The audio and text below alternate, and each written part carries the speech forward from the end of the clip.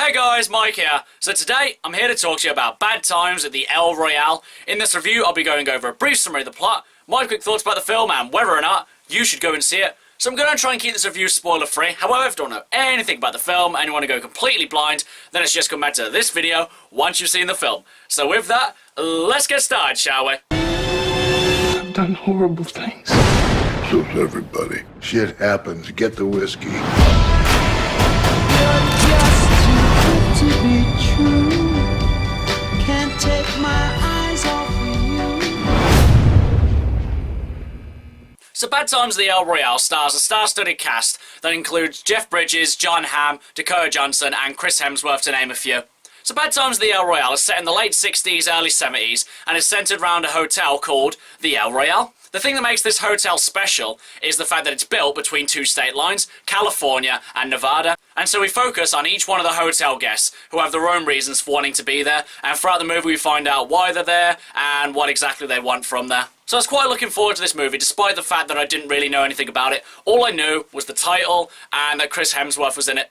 So, my first initial thought about this movie was thinking that it was going to be a comedy. I took one look at the poster and thought, oh yeah, this will be quite a funny movie.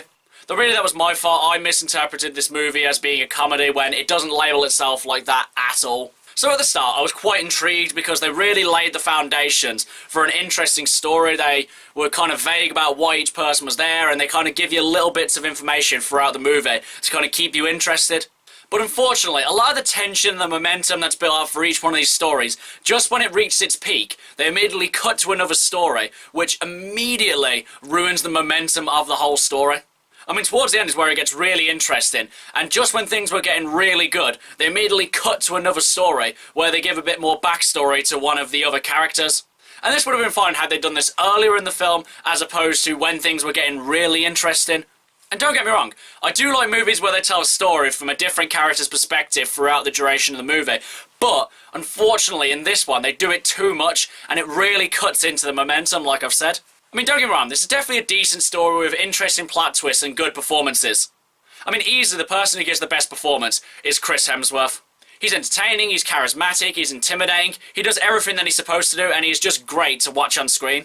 But unfortunately, other than the story structure, I found that the biggest problem this movie had was underusing its setting. I mean, like I said, the hotel is built on a state line, and this really could have played into the plot. They could have had some interesting twists that involved it, but unfortunately they underused it massively.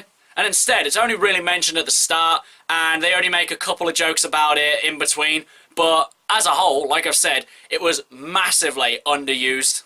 Overall, guys, there was an interesting enough plot, good performances, but unfortunately the presentation is what really let this down. Now, as for whether or not I think you guys should go and see it, though I didn't think it was all that, I would still actually recommend that you guys should go see it. Because by no means is this a bad movie. It just suffers from a couple of structural issues, and I thought that this film was going to be funnier. But other than that, this was actually quite enjoyable to watch, and I think you guys should go see it for yourself and see what you think.